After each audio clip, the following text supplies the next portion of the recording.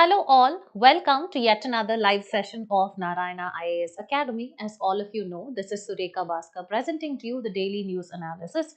And as usual, we've actually picked up 4 or 5 important topics from the reputed dailies of the Hindu and the Indian Express for today's news analysis. Okay, so we'll be discussing them in detail from both the prelims as well as the mains perspective because all of them are equally important and relevant for the UPSC CSE examination. So now the motivation for today with which we'll actually kickstart the session is over here. So this actually says your only limit is your mind. So what does that mean? This actually means that what actually stops us from achieving our or realizing our potential is just our self-doubts and our thoughts. So if we actually curb or if we actually move across or move past these hindrances, then nothing can actually stop us from achieving our desire. So with this, let us quickly get ahead with today's discussion. And before that, as you know, Narayana IAS Academy has actually come up with different products as well as courses that is actually going to make your preparation for the UPSC CSE examination much easier. Okay, so this actually includes our 1-year prelims come mains integrated course for the year 2026, and it also includes 2-year prelims come mains integrated course for the 2027 examination. And as I actually told you, the total number of instruction hours will be 1000 plus hours, where we actually will deal with all your GS subjects as well as the current affairs that are required for your prelims as well as the mains examination. And also we actually have our 800 plus hours of general studies as well as the CSAT courses, and also 200 hours of current affair classes. And then we will actually be providing you with the micro schedule, where it actually encompasses the daily schedule or the routine that you need to follow so that you are not lost in your preparation. And also we have our expert faculty who will be guiding you in your preparation for both the prelims, mains as well as your interview. And then we have regular testing and the feedback through test series as well as the giving you regular feedbacks at regular intervals. Our study materials actually involve this Narayana IAS study kit, which actually encompasses 12 Navigator NCERT books and 21 GS Navigator books, which have been curated by our experts at the Research and Development Department. And also these actually have the prelims as well as the mains questions, which have been curated and have categorized thematically based on the syllabus of the UPSC examination. Moving forward, we also have our digital resources, where we give you 250 plus model answers which have been curated by the experts who have qualified earlier for the UPSC interview stage. And also we have our monthly Navigator magazine, which we actually proudly present that we have completed 1 year of actually the Navigator magazine. That is, recently we've come up with our anniversary special edition, that was the 12th edition of the Navigator magazine. So this actually covers, it has a comprehensive coverage of current affairs, which can be a one-step solution for you for both your prelims as well as the mains examination. Now moving forward, coming to today's discussion. For today's discussion, we've actually picked up around 6 topics from both the Hindu as well as the Indian Express for discussion. So the first topic has been picked up from page number 9 of the Hindu. This is nothing but gamify India's skilling initiative. So this particular article actually discusses about the skilling landscape in India.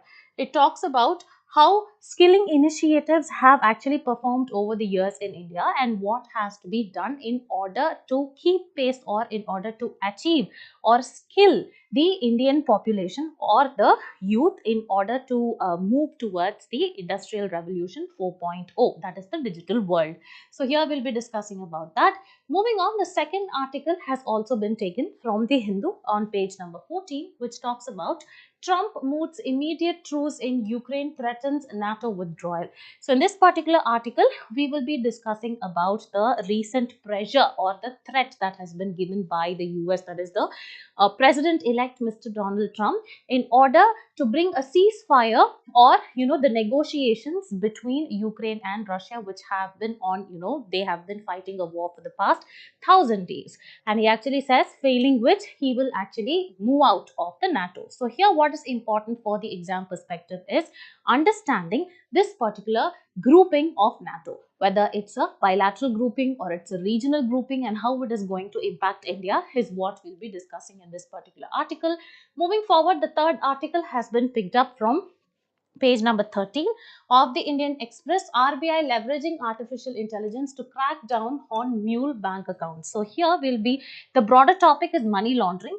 So in that we will be looking into what is this concept of mule bank accounts that are actually been used for this particular purpose of money laundering.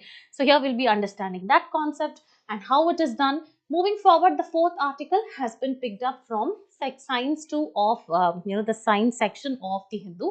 Study begins or brings Indian Star Tortoise to evidence-based conservation. So here we'll be discussing about this particular star tortoise in India and what are the conservation efforts and what is its protection status under the IUCN, that is International Union of Conservation for Nature. And then we'll be looking at the the category, what category it is placed under the Wildlife Protection Act, and also we'll be looking at its protection status under the CITES. Okay.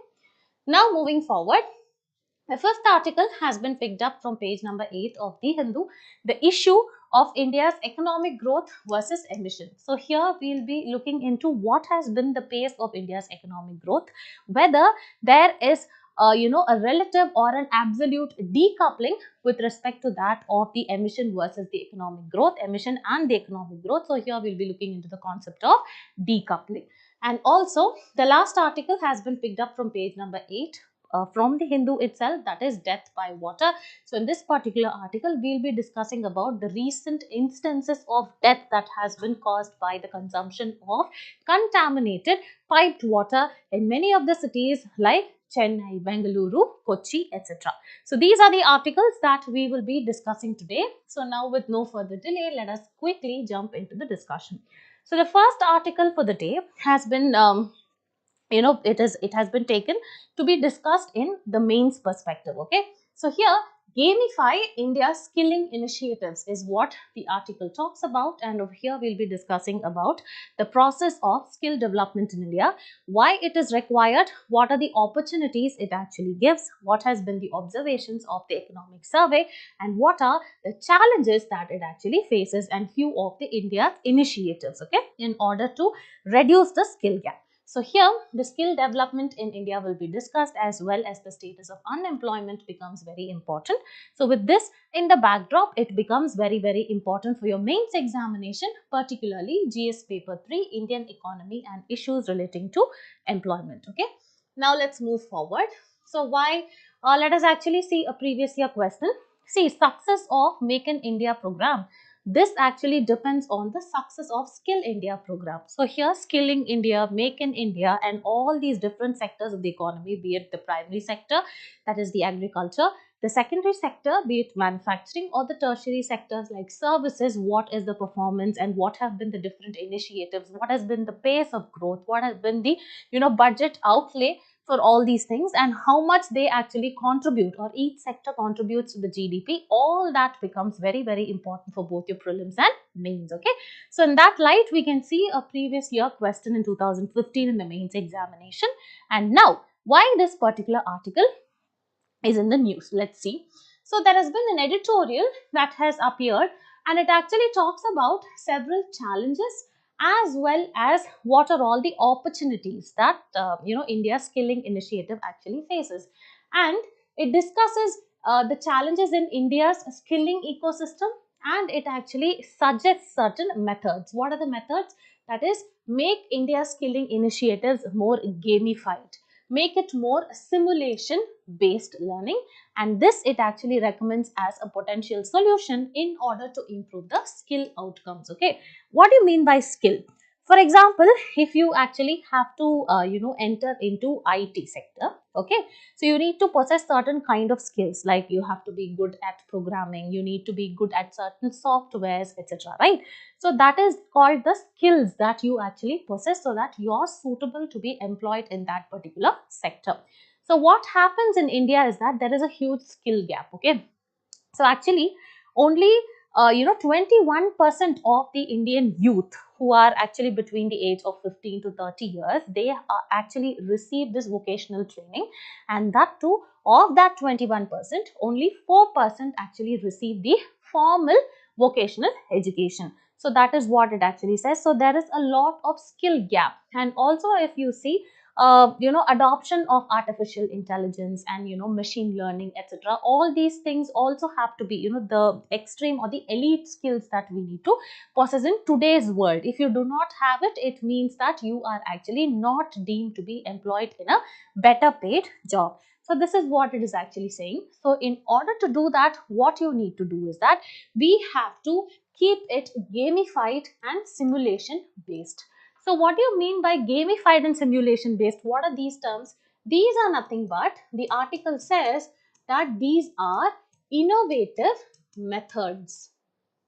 Okay, these innovative methods actually integrates. What does it integrate? It actually brings together, one is modern technology like AI, machine learning, etc., and also it integrates this modern technology along with psychological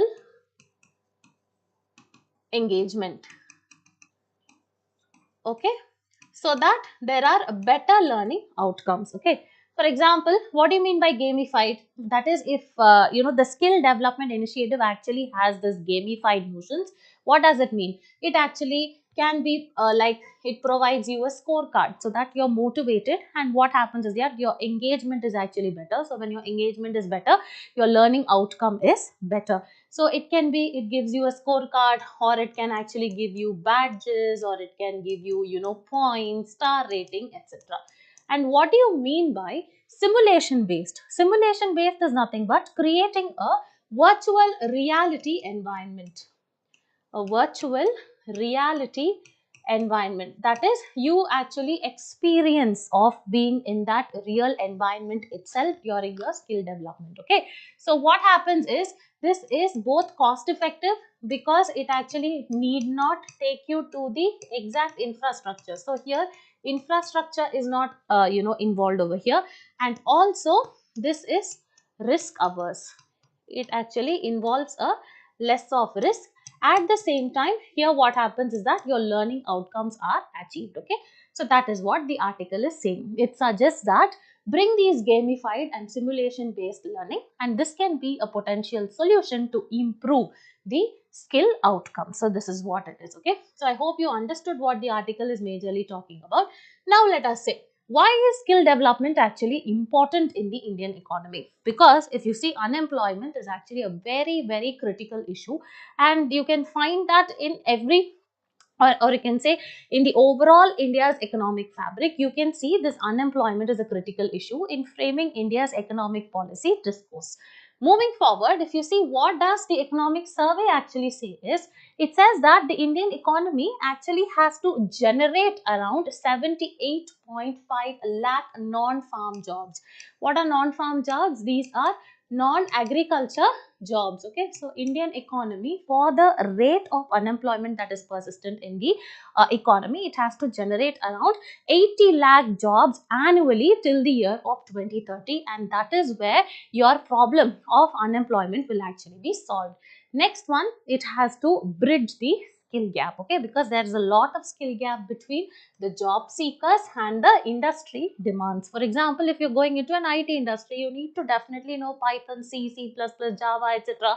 If you don't have the skill, but what you actually possess is the knowledge of agriculture, then what happens is that there is a skill gap, right? You are not fit for that particular sector, or you need to update yourself. So that is why you need to bridge the skill gap between the job seekers and the demands that the industry actually has. Next, if you see, what are all the major challenges that India's skilling ecosystem actually faces?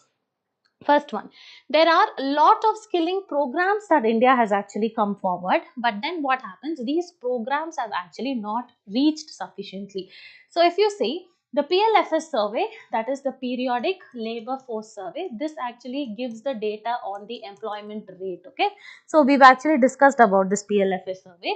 So according to the data of 2020 to 2023, it says 21% of the Indian youth between the age of 15 to 29, only 21% of them are actually receiving vocational or technical training, and even out of that only 4.4 is actually receiving this vocational training. So what happens is that there is a lot of gap between the accessibility versus formal skilling opportunity. So formal skilling is basically given only to few people, so lack of accessibility is there, is what the PLFS has actually observed. So if you actually see this graph, this is percentage of employable final year or the pre-final year students. So this is the employability percentage. Okay, so if you see in 2014 it has been 33.9 and it has actually been increasing and then decreasing and then it has been stable, and finally in 2024 the employable final year students is actually 51.3%, if you know.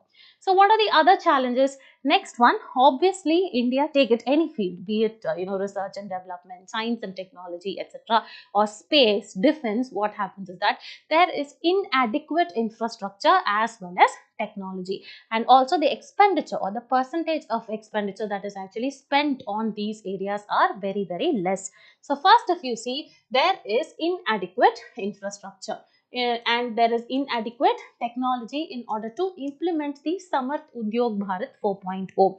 So what is this? This is actually an initiative that aims to transform different industries digitally. Okay, so this is a very good initiative that has been brought about, but what happens, it actually suffers from inadequate technology as well as infrastructure. Next is that you have fragmented institutional framework, that is the state governments are involved, then the center is actually involved, then you have different departments, there are overlapping of functions between various departments, and also the stakeholder coordination, that is be it the coordination between the industries as well as the academic institutions are still lacking. So this is what is another challenge that the skill development ecosystem actually faces.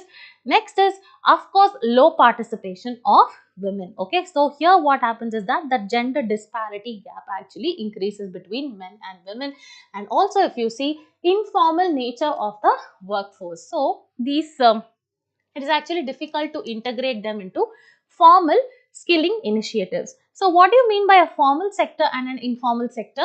Let us actually see. If you see a formal sector, these are regulated by the government, okay, and the policies. There is a rule for it, there is a law for it. Whereas if you see, the informal sector are those which are not regulated by the government. The next one is, this actually gives you a good job security. Okay, so you have all access to the social security like your pension, PF, etc., right? So here it actually gives no social security.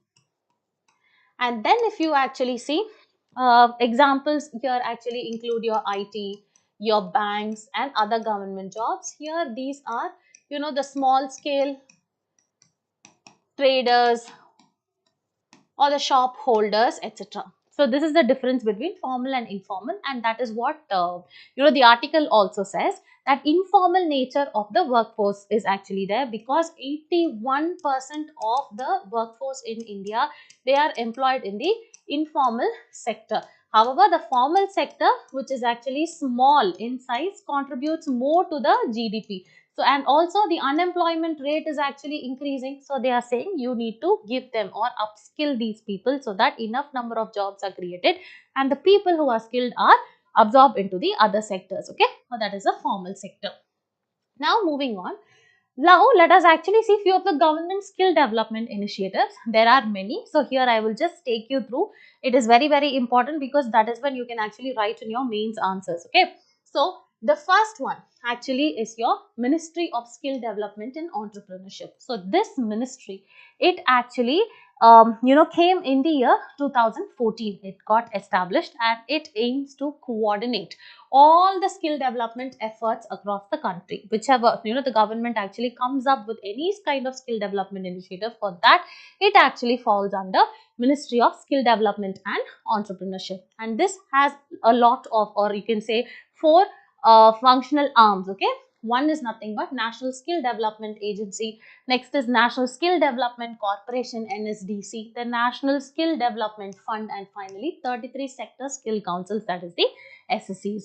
Now the next one is National Policy for Skill Development and Entrepreneurship 2015. So this basically, as the name suggests, it came up in 2015 and it actually focuses on certain areas like addressing the skill gaps, the hurdles or the skill barriers, etc.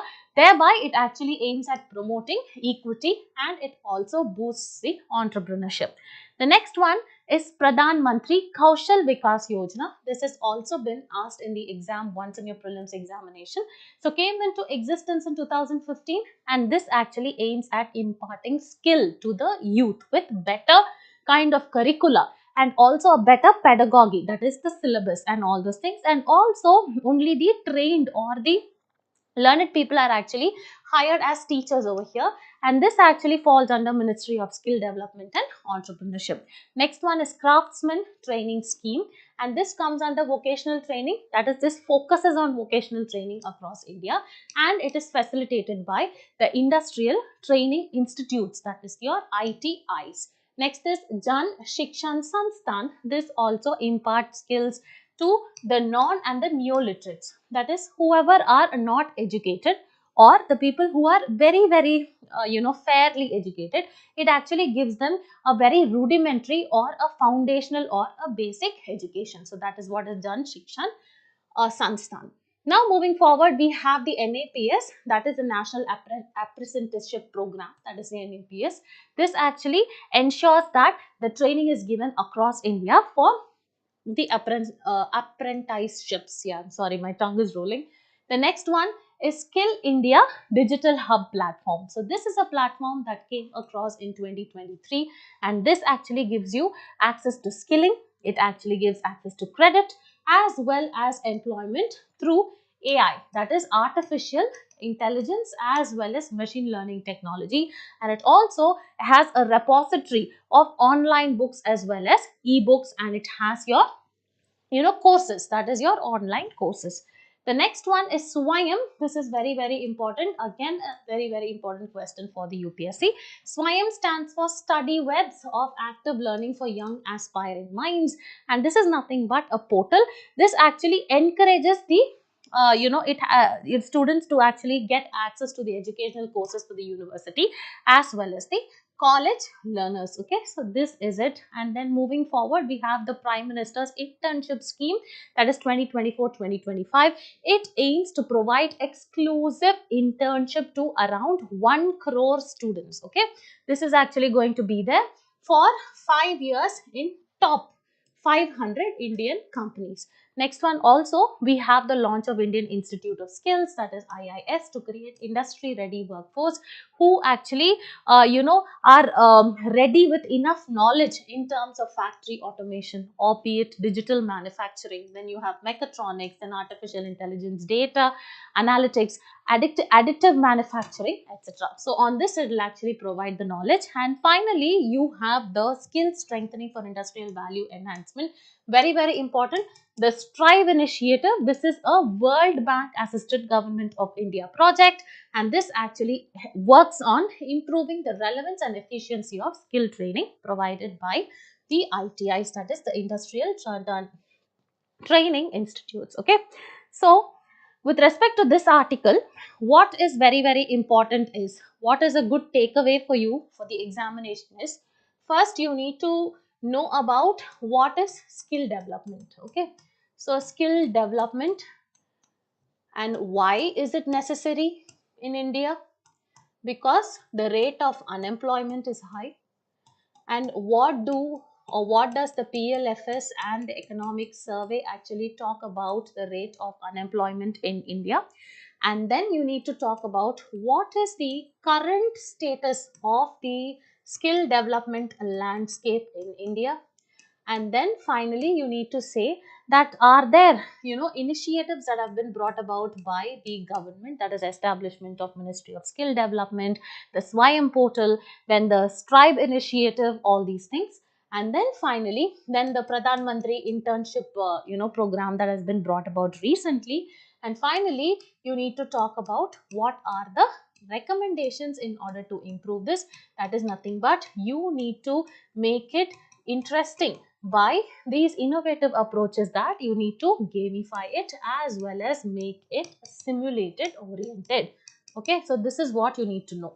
So with this you are actually covering the holistic topic of skill development in India, right? So this is what it is. Now moving forward, Narayana IAS Academy is actually coming up with, one of the most interesting webinars. It is with Mr. Or you can say Dr. Jayaprakash Narayan, where you'll actually gain insights into your preparation and on how to better yourself. And this is actually scheduled on 10th December 2024, and the timing will be 10:30 a.m. to 12 noon. So you can actually scan here in the scanner that actually appears on the screen, and you can actually register, because better late than never. And now moving forward, we look into the second article that we'll be discussing about. So second article is nothing but Trump moots immediate truce in Ukraine, and he actually threatens NATO withdrawal. So here we'll be discussing about this particular organization, that is this North Atlantic, a treaty organization, which is a part of the global groupings, and it is very, very important for international relations. So here you can map it to your GS paper 2 for your mains examination under bilateral, regional and global groupings and agreements involving India or affecting India's interest. Okay, so the news is actually very, very simple. So why this NATO was in news? So before that, you need to know all these regional and global groupings. For example, in 2017, there was a question on the Organization for Prohibition of Chemical Weapons. So you need to know about all this, because one of the statements actually said it's an organization of European Union in working relation with that of NATO. So in order to know if this is correct, you need to know about NATO, its structure, etc. Okay, so this is how it becomes important. Now moving forward, let us see why this particular organization or the grouping is in the news. So the president-elect Mr. Donald Trump has actually called for an immediate ceasefire. Okay, so he has actually told that Russia and Ukraine have been fighting a war. Okay, that has been catastrophic, and that has actually costed a lot of lives, etc. So he actually said, come to table, negotiate. After that, you need to bring a ceasefire between both the nations. Failing which, what happens is that the United States will actually move out of the North Atlantic Treaty Organization. And also he has actually said, because what happened is that this NATO actually aims to provide security in terms of you can say military security in the North Atlantic region. Okay, so he actually says that US is a part of it, and we are actually spending a lot of money in order to maintain peace over there. But you guys have been actually fighting war for over 1,000 days. So this is actually costing me a lot. And also he has actually said he will not be defending any kind of NATO allies if they do not meet the defense spending targets, because these defense spending targets, that is, there are a set of principles, okay, for the members of this NATO. He said if you are actually not contributing, or if you're not spending on these different targets, then what happens, you are undermining the collective security principle, because this entire NATO works on this collective security principle. What do you mean by collective security? All the members of this particular organization must collectively ensure the security of the North Atlantic region. That is, any kind of attack on one ally is actually considered as an attack on all the other allies. So this is what is a collective security principle. So now let us actually move forward and understand about this NATO. So NATO was actually established in the year 1949 after the World War II, okay, in order to counter the rising threat by the Soviet Union. That is Soviet Union as in Russia. It actually got disintegrated in 1991, right? So came into existence in 1949 through the Washington Treaty, or it is also called as the North Atlantic Treaty, because of the Soviet expansion after the World War II. The purpose was to guarantee freedom or security of its members by providing political and military aid. And now military aid, as in they actually go in terms, they actually go to help the nation which is in trouble. And also initially it was founded by 12 members, which included US, UK, Belgium, Canada, Denmark, France. It had Iceland, and then it had Luxembourg, Italy, Netherlands, Norway, and Portugal. And currently it has 31 member countries as of now. This actually includes even the recent additions, that is the Northern Macedonia, which actually joined in the year 2020, and it has Finland, which joined in 2023. These are very, very important. Which countries actually joined? Because once there was a question on which of the following countries actually joined the BRICS recently. Okay, so it was South Africa. So here it is actually about NATO, and the latest joinee was Finland.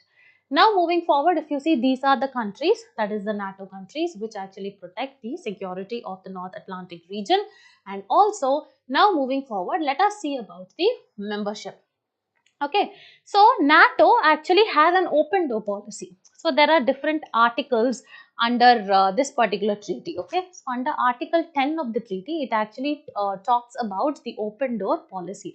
That is, any European country who actually ensures that we will actually contribute enough for, defense wise, in order to protect the security of this North Atlantic region, can be a part of NATO. Okay, and the next one is minimum requirements for the NATO is that, first one is that you need to possess a democratic form of government, which the US has, the UK has. So if you see, all the members of the NATO, they will have democratic form of government, and also they must actually support this market economy. Market economy, as in, you must not be communist in approach where the private property and everything is actually owned by the government.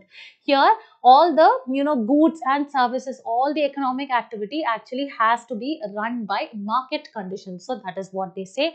And also you should be a friendly partner, and outside the grouping also, you must actually respect the sovereignty, that is, intrusion or interference in others internal affairs is not accepted by this particular organization. So these are all few of the eligibility criteria or the fundamental principles that actually run it.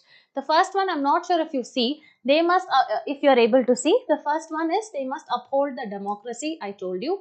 Next one, new members must actually move towards the economy, where I told you, where everything has to be, influenced by the market forces like the supply, demand, etc. Next one, the military forces must be under civilian control. That is, there has to be a government and they have to control your military. Understood? It should not be a military form of a government. Next one, they must be good neighbors, must respect each other's sovereignty. And finally, they must be working towards the compatibility with the NATO forces. Okay. Here it has the open door policy, I told you, the minimum requirements that they need, I actually told you, and procedure for acquiring membership. For example, India wants to be a part of NATO, let's say.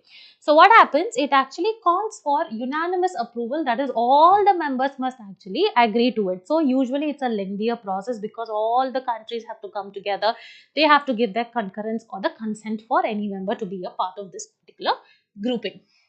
Now moving forward, let us actually see about, this is what the NATO membership, what is the benefit of being in the NATO.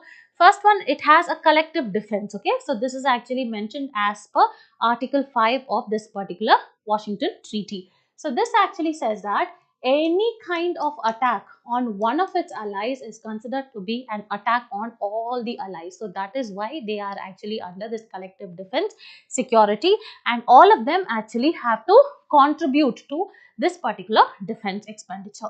Next one, military and security enhancement is actually given because you'll have advanced military resources, etc., and shared intelligence. And also the political influence, if you see, you will actually, if you're part of NATO, what happens is that it's like an elite badge that you carry. So increased global standing and influence in international security matters. Okay, so this was actually this collective defense article 5 was actually brought into force after the 9/11 attacks. Okay, so this is what it is. Now moving forward, let's say India and NATO. Of course, India is not a member of the NATO. Very, very important, because India has always been following a very pragmatic policy of non-alignment. Okay, so it actually does not align to any particular side. Next one is that, however, you see there has been increasing engagement with India as well as NATO on certain areas which coincide, like countering terrorism, then ensuring maritime security, as well as cyber defense. Okay, so this is what is the NATO. Now quickly moving forward is the third article, RBI leveraging artificial intelligence to crack down on mule bank accounts. Okay, so here the RBI has actually created an AI powered tool, and that is actually called as the MuleHunter AI. So here you need to understand what are these mule accounts and how these mule accounts are used in the process of money laundering. Okay, so in this particular article you will be discussing about we'll be discussing about the mule accounts as well as the RBI Mule Hunter AI initiative. Very important, because they might ask Mule Hunter recently seen in news as an initiative of which of the following organizations. Okay, that time you need to know that it is the RBI. Now it is important for the mains examination also under GS paper 3 Indian economy, and these are somewhere issues related to planning, mobilization of resources, development, as well as money laundering, that is under security. So here in 2017 there has actually been a question on sustainable structuring of stressed assets. So this scheme was recently seen in news. So what is the scheme about? So here it is actually an AI developed tool. So what is it about is what we will discuss. Okay, so as I told you, the Reserve Bank has come out with MuleHunter.ai in order to curb, and you can say in order to detect. First you need to detect this kind of money laundering or the cyber frauds that have been happening, and also to mitigate the misuse of bank accounts in the financial frauds. Okay, now moving forward, let us see how this entire process actually happens. Let us actually see who is a money mule. Let's first solve one by one. Who is a money mule? For example, if there is a person who wants to commit this crime, okay, or the you want to say financial fraud or the cyber fraud, he actually gets in touch with this person and makes him create a bank account. Okay, so all the money that has actually been earned so far through this cyber frauds, what happens, they actually get deposited in this particular account, and the person's account which is used knowingly or unknowingly for these cyber frauds, that person is a money mule. So what happens is that this money mule opens the bank accounts. So after that, all the illicit money that has actually been whatever you have earned through cyber frauds, it is actually deposited into the mule's account. And then what happens, in order to reduce the in order to reduce the chances of being tracing, okay, so in order to reduce the chances of being traced, so you don't want to be traced, right, from where, or the source account from where this much money got deposited. So in order to reduce the chances of being traced, what happens, the money mule transfers the funds into the accounts as instructed by this particular criminal. Next, what happens is that in order to further dilute it, it actually goes to all the third party accounts, and from there what happens, money is withdrawn from all these different accounts. Either that, then what happens through this entire process, here the money is also withdrawn. At the same time, this lump sum amount is also not traced. Okay, either it is actually withdrawn as money or it is converted into cryptocurrencies. These are unregulated currencies, right? So this is what it is.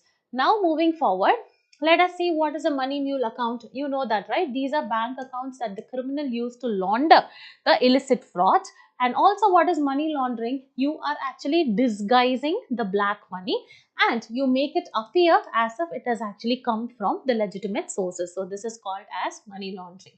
Now moving forward, this is how money laundering actually takes place through three processes. One is placement, then layering, and finally integration.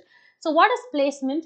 Here you actually have earned a lot of money or wealth. So accumulating that money from the illegal activities and placing that money, that is, you made them create an account, now you're placing that in the financial system.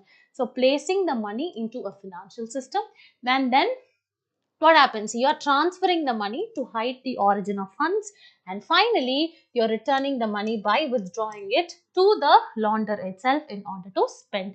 So this is actually the process of money laundering that actually takes place. Okay, now moving forward, let us see here what are money mule accounts. So how it is actually being created? It is created by misleading individuals. That is, you mislead an individual saying that, okay, you open an account for me. So the cyber fraud actually does not go and say, see, I'm doing a fraud or a crime, you help me. That's not how it is done. They actually say there are people who do not have the technical expertise or any kind of financial literacy. So you go to them and say, and poverty is also one of the reasons, and also unemployment is the reason, because when you go and say you need to open this bank account for me and you're going to earn a regular amount of income on month basis. Okay, so that is how. So you mislead the individuals with low technical literacy and financial awareness, and the victims are generally promised easy income. And also, what is the implication? Here what happens is that the person who persuades you, right, that is that particular person, the account holder, that is a money mule, you become the prime suspect. For example, if I am opening it for some other person, I become the prime suspect during the investigations in case I get caught. Next one, there is loss, the financial loss also, and also there are legal fines and the repercussions that the money mules actually have to face. This is how it is happening. The prevalence, if you see, there have been almost 4,50,000 mule accounts that have actually been frozen in the year 2023 by the Indian government. Okay, and this has been one of the major causes of the financial frauds in India, is what has actually been found. Now moving forward, yeah. So now if you actually look at this AI tool, this has been developed why? In order to address the inefficiencies in the traditional fraud detection system. The traditional fraud detection system is that it very rarely has the success rates, or it is very slow. And moving forward, this is actually a research, or it is a collaboration for between the Reserve Bank Innovation Hub, that is the RBIH, and partnered with the banks, okay, different banks. And what they have done is they have actually used artificial intelligence and and machine learning in order to understand what are the patterns in which these cyber frauds actually take place, by bringing out very sophisticated algorithms. So here, rule-based detection systems versus analyzing. They have actually analyzed the transaction patterns and the account behavior by writing algorithms. And next is, it actually processes, if you see the efficiency of this AI powered tool is that it is actually faster and it has greater accuracy. And behavioral analysis is, so far it has come up with 19 distinct patterns of mule account behavior. So it is actually very precise in detection. Now moving forward, let us quickly understand the next species in use, that is, study brings Indian Star Tortoise to evidence-based conservation. So in this particular article, we'll be discussing about this species, Indian Star Tortoise, already has been asked in your UPSC prelims examination. So here it is a part of the prelims examination as well as mains, that is conservation, as well as environmental degradation, as well as environmental impact assessment. So if you see, there has been a previous year question asked in the year 2013. Consider the following different species have been given, and which of the above are naturally found in India. So the species that are naturally found in India becomes very, very important for your understanding. And also different species across the world which are endemic to that particular region becomes important. So recently the researchers have identified two distinct genetic groups of the Indian star tortoise. Okay, there's nothing much here. So here you need to understand about this particular star tortoise. So here the scientific name is Geocolon elegans. So not so important, but you just have to know. The distribution is, of course, it is native to India as well as Sri Lanka, and it's also found in parts of Pakistan, and it primarily inhabits the dry as well as the arid regions, the grasslands as well as the forest. Now your homework is to find out the difference between tortoise and a turtle. Okay, and please do mention that in the comment section. So if you see, this is the Indian star tortoise. Okay, so if you see, it actually has all the stars on its body, and here it is actually native to the Indian subcontinent. And also it is very, very important to know what are the different kinds of tortoises that are actually found in India. So this is actually the star tortoise, and it is found in Rajasthan, Gujarat and southern states, and this has been facing a threat of being globally trafficked by the pet industry, and it is protected under Schedule 1 of the Wildlife Protection Act 1972. The others actually include the roof turtle, and this is under Schedule 1, and it is also trafficked and it is found all over the country. And then you have the spotted pond turtle. So you need to know what is the turtle means, okay, which actually lives only in the aquatic ecosystem and which actually shares between the aquatic as well as the terrestrial ecosystem. So that is how you need to know the difference between crocodile as well as an alligator. Okay, so then is Indian flapshell, and this is actually found all over India including Delhi, and it is vulnerable and in the IUCN status. And finally you actually have different what to say, we finished this roof turtle. Yeah, so we finished Indian flapshell as well. Okay, so India has 29 known species of freshwater hard shell turtle and tortoises. Okay, so this is very, very important.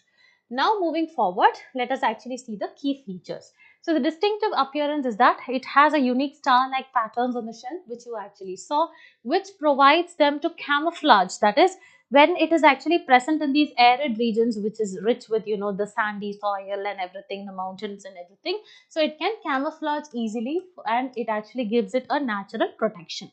Next is, it is herbivorous, and it actually feeds on the grasses, fruits and the leaves. Okay, so it actually does not have any kind of the other organisms like insects, etc. And the status is, it is categorized as vulnerable under the International Union for Conservation of Nature, and it is categorized under Appendix 1 of the CITES as well as Schedule 4 of the Wildlife Protection Act 1972.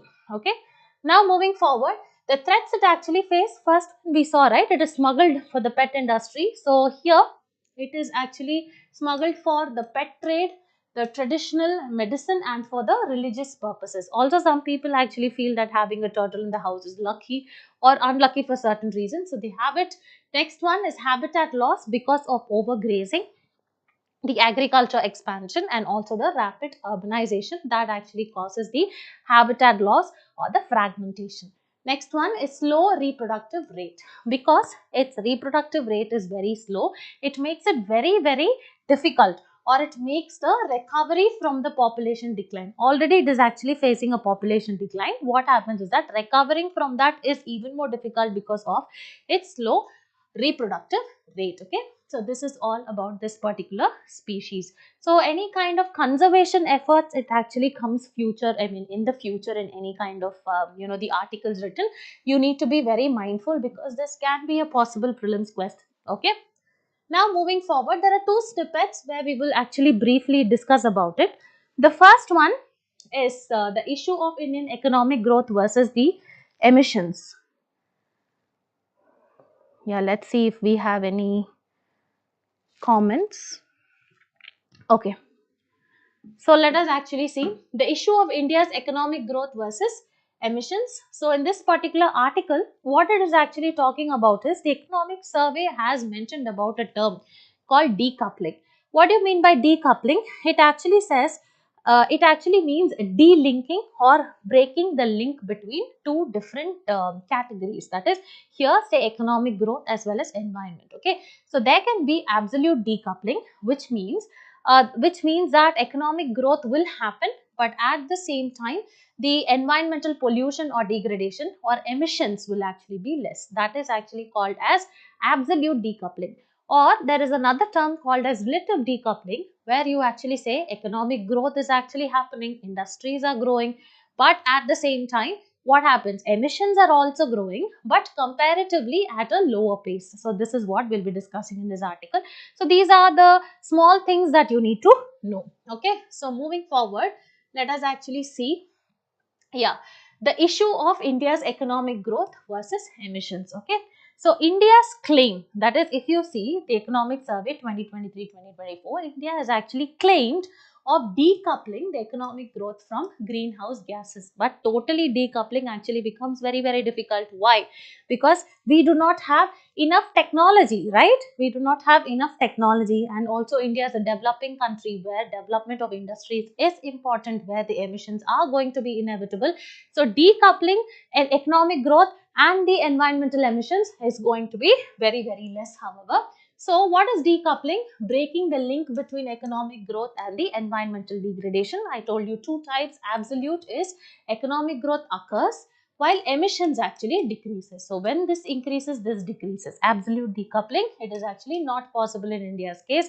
Relative decoupling, that is economic growth, actually is happening. If it is 3%, what happens? This will actually outpace the rise in the emissions, but emissions are still increasing. So yearly this is going to increase by 3%. Here in 5 years it's going to be increased by 3%. That's what it is. Example. So India's decoupling claim is that between 2005 and 2019, India's GDP actually grew by 7% of compound annual growth rate, okay, while emissions actually grew at 4%. So this actually means it focuses on relative decoupling. And since 1990, India's GDP, if you see, it has grown by sixfold, and only if you see the GHG emissions, that has grown only by threefold. So this is what they are saying. So relative decoupling is what happening in our economy.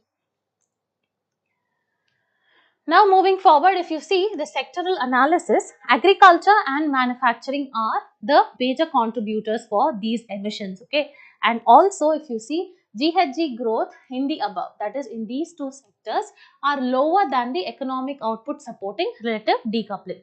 That is what the amount of emissions that actually come out of agriculture and this particular manufacturing is lesser when compared to the amount that agriculture and manufacturing contributes to the economic growth of India. This is what it is. What are the challenges is that India's emissions, it is expected to rise further because we are a developing country, and also absolute decoupling actually needs a lot of policy interventions as well as technological advancements.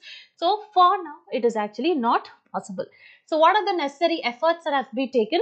You need to strengthen the policies, that is policies on renewable energy, then emission mitigation and sustainability have to be taken. That is where you can actually at least focus on absolute decoupling and your emissions will decrease.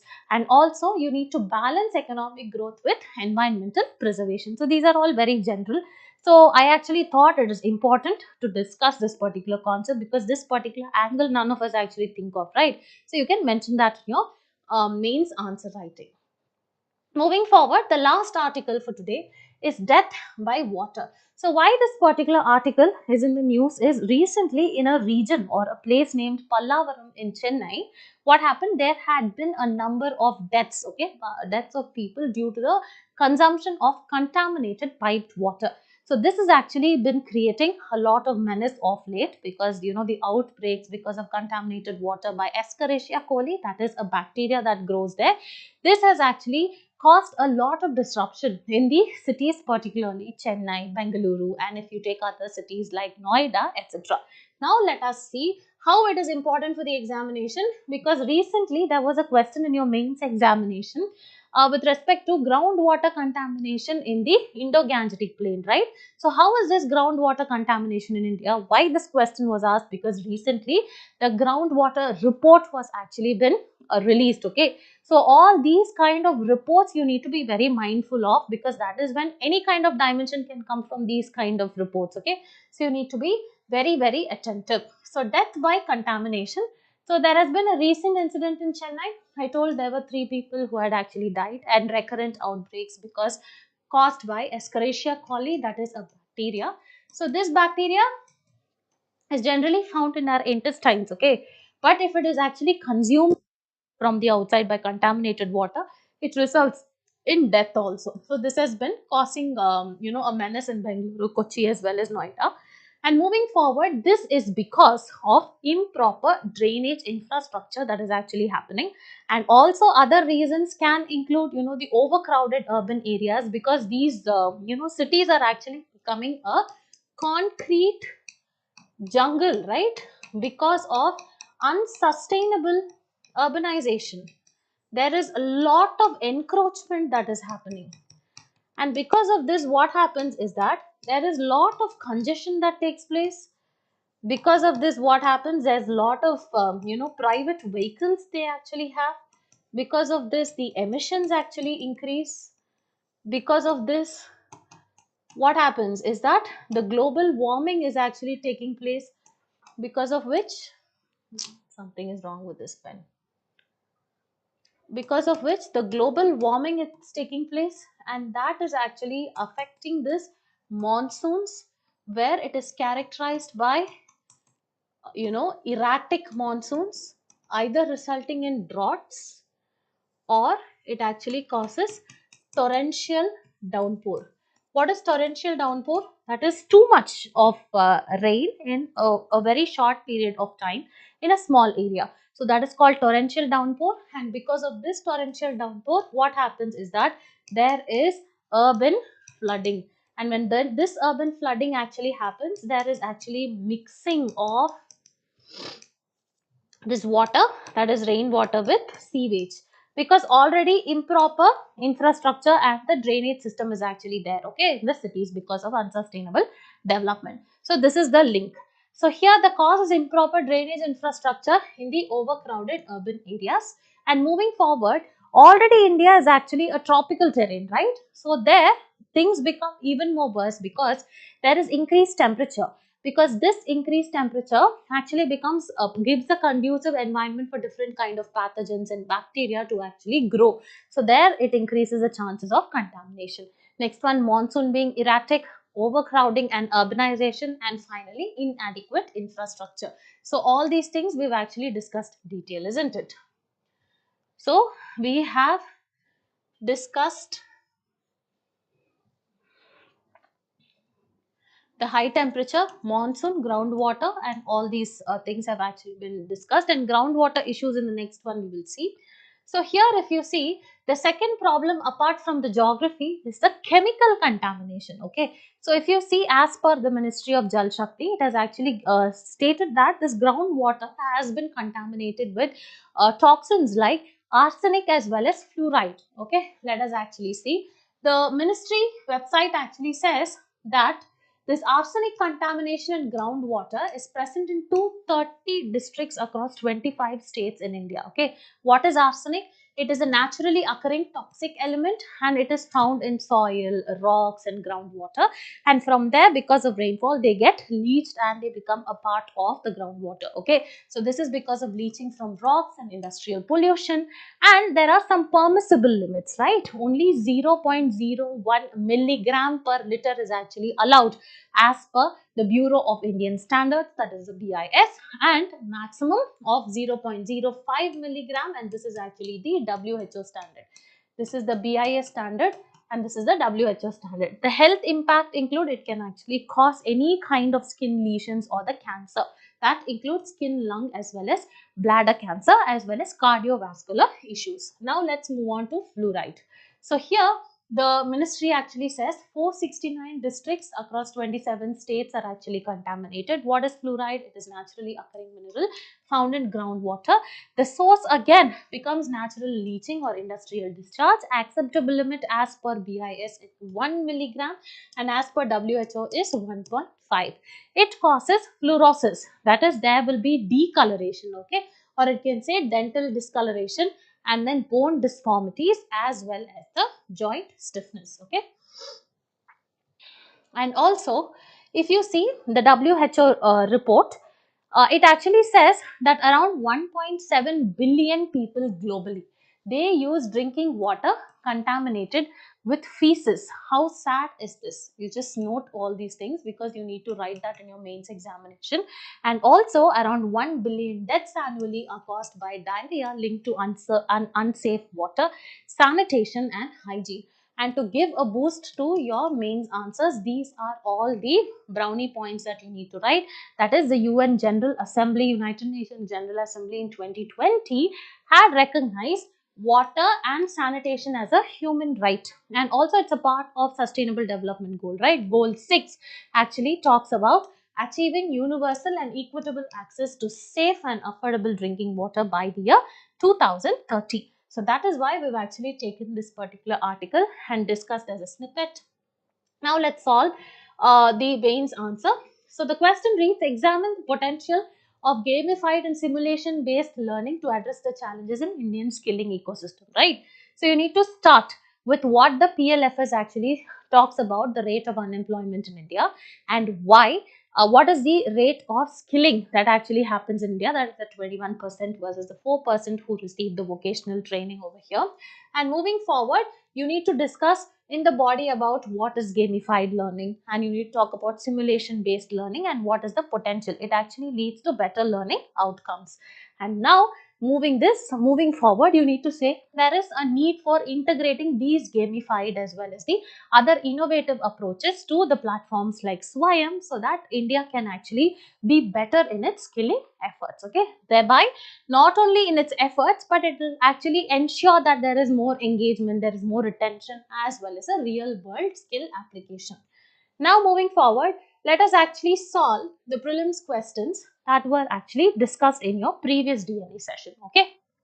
So they would have actually discussed about the silicosis, right? Why the silicosis is actually there, silicosis burden in India, what is it, and what are the different treatments, etc. If possible, all that, and what are the legal as well as the constitutional provisions would have been discussed.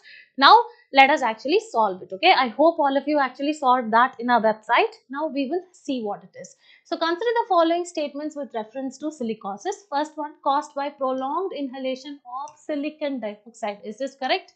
Yes, this is correct. This is actually found in abundance in sand, rocks, etc. Moving on, the Mines Act of 1952 requires the dust control measures and monitoring of air quality in mines. Yes, this is also correct. So what are all the legal provisions, whether Environmental Protection Act actually is there, Companies Act is there, then Mines Act is there, Factories Act is there. All these acts are important, and whether they have the provisions with respect to silicosis become important. Since both are correct, your answer will be C, that is both 1 and 2. Now moving on to the next question. Consider the following statements regarding the Hornbill Festival of Nagaland. This, initiated in 2000, is held annually at the Kisama Heritage Village near Kohima and showcases the culture of 14 recognized Naga tribes. Yes, this is correct. Moving on, the festival exclusively focuses on religious rituals and does not include the display of local crafts. No, this is wrong. It includes everything. Okay. So, since only one is correct, here your correct answer will be option A. Now moving forward, there are few questions that have been asked for today, which you will actually comment in the comment box as well as take these MCQs up on our websites. So here, who has initiated this MuleHunter.ai initiative? So you need to know what is the aim of it, the objective of it, and who has actually released it. Moving forward, Indian Star Tortoise is endemic to which of the following region? Very, very, very relevant question and important. You must have known from our discussion.